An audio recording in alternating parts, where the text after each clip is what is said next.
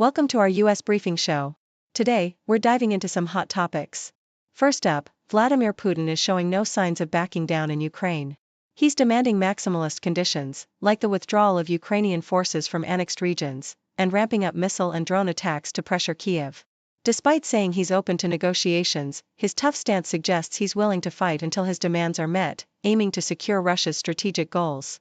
Next, in global health news, China has stepped in with a hefty $500 million pledge to the WHO, making it the top donor after the US withdrew funding. This move comes amid the WHO's financial struggles, with the US cutting back its support for the first time in 76 years. The Assembly also adopted new pandemic preparedness measures, emphasizing the importance of global cooperation to tackle health emergencies. Finally, wildfires are sweeping across central Canada, forcing nearly 17,000 residents to evacuate. The fires are stretching firefighting resources thin, with smoke affecting parts of the US too. Canada is receiving aid from the US, including firefighters and air tankers, as the wildfire season continues to be especially severe this year. Please continue to stay safe and stay tuned for more details. The New York Times vividly depicts the fierce resolve of Vladimir Putin as he navigates the complex landscape of the Ukraine conflict. His unwavering stance is illustrated through his relentless demands for territorial concessions, specifically the withdrawal of Ukrainian forces from regions he has annexed, while simultaneously maintaining a facade of openness to peace talks. Despite diplomatic overtures, Putin continues to escalate military pressure, notably accelerating attacks in Donetsk and expanding operations into neighboring regions, signaling his intent to leverage military might to achieve his maximalist goals. The article paints a picture of a leader entrenched in a long-term struggle, embodying a strategic patience reminiscent of historic conflicts, as he prepares for a protracted confrontation that could extend until his terms are met, regardless of international pressure or negotiations. Nikkei Asia provides a compelling account of China's strategic pivot in global health diplomacy amid the WHO's financial crisis. As the US withdraws from the organization, leaving a significant funding gap, China steps forward with a substantial pledge of $500 million over 5 years, becoming the largest contributor. This move underscores China's intent to bolster its influence on the world stage through multilateralism, especially as the WHO faces deep budget cuts that threaten its capacity to respond to health emergencies. The article highlights the broader geopolitical implications, noting how this financial support comes at a time when the WHO is also advancing a groundbreaking pandemic treaty, aiming to improve global coordination and equitable access to vaccines and treatments. This shift signifies a strategic effort by China to position itself as a leader in global health, filling the void left by Western withdrawal and emphasizing the importance of multilateral cooperation in safeguarding international health security. Australian Broadcasting Corporation vividly captures the chaos and urgency of the Canadian wildfire season, where nearly 17,000 residents have been forced to evacuate their homes across Manitoba, Saskatchewan, and Alberta. The story details the ferocity of the fires, which are fueled by relentless dry conditions and shifting winds, threatening communities like Flin Flon and prompting emergency declarations. The smoke from these blazes has traveled southward, deteriorating air quality in parts of the US, illustrating the far-reaching impact of North American wildfires. Firefighters from both Canada and the US are mobilized, battling the flames with aerial water bombers and ground crews, amid challenges posed by smoke and drone incursions. The narrative underscores the severity of this wildfire season, marking it as one of the worst in recent memory, with the potential for further escalation as hot, dry weather persists through the summer months.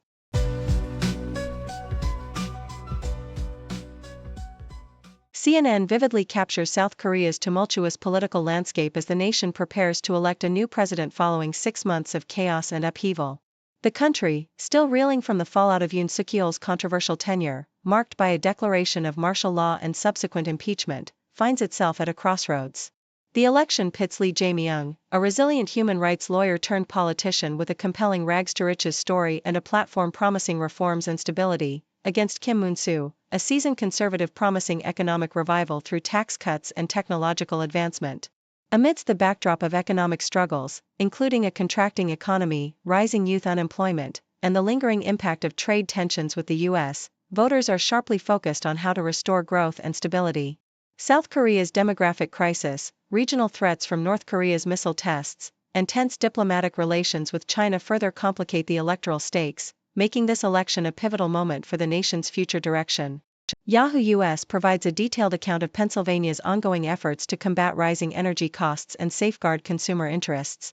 Governor Josh Shapiro's administration has taken decisive action against PJM, the regional electricity market operator, by contesting upcoming rate hikes and negotiating a settlement that is projected to save Pennsylvanians over $21 billion in utility bills over the next 2 years.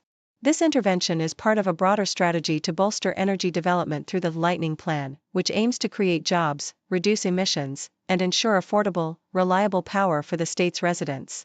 Pennsylvania's historic role as a founding member of PJM, combined with the current surge in demand and PJM's slow integration of new power sources, underscores the importance of these initiatives.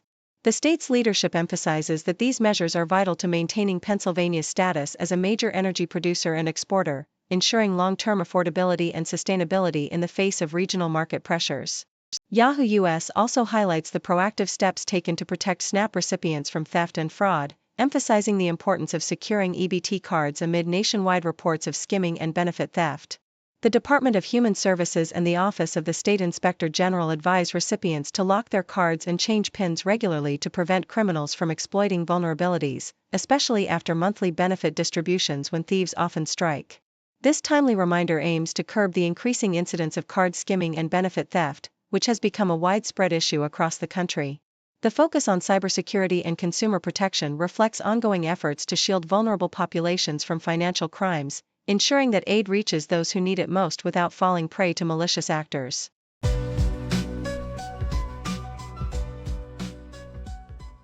In the South China Morning Post, the story of the DR Congo's mineral race unfolds as a geopolitical chess game, with the U.S. positioning itself against China's entrenched influence in Congo's lucrative mining sector.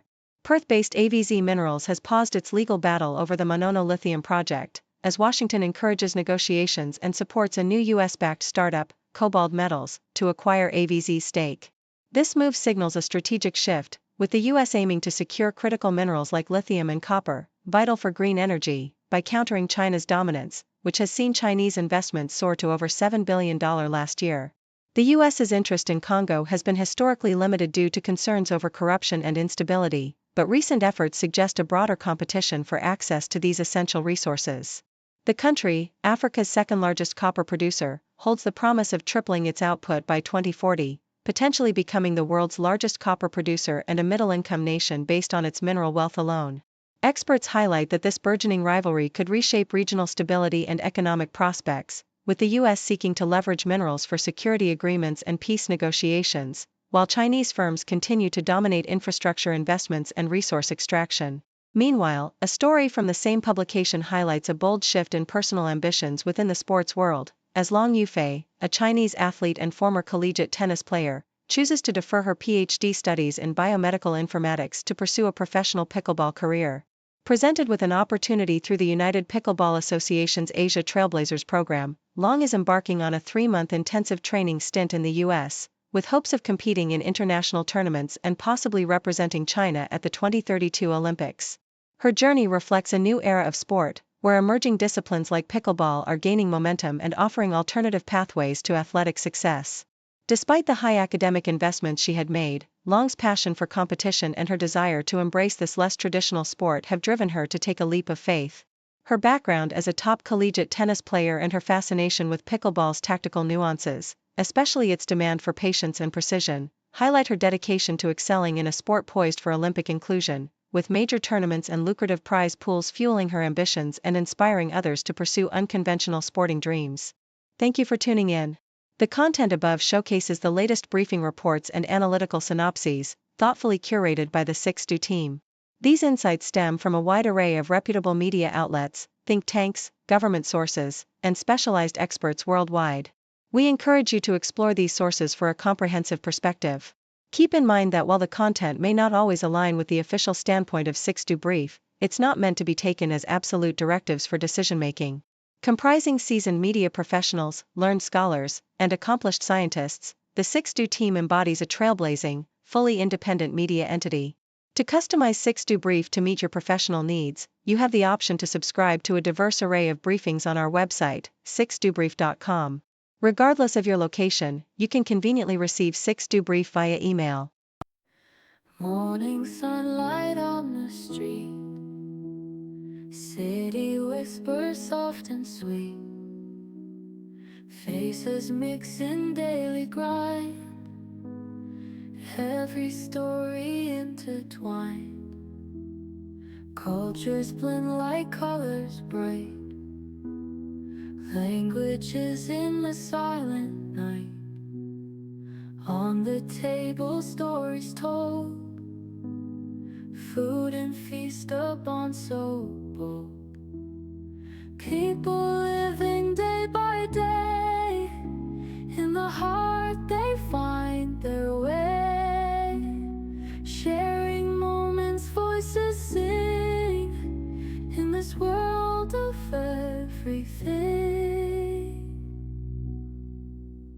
Society in rhythms beat, entertainment's fleeting heat, echoes of wars and fears, laughing through our unseen tears. Children playing in the park, drawing dreams till after dark. Elders speak of days gone by, washing shadows from the sky. People living day by day, in the heart they find their way. Sharing moments, voices sing, in this world of everything.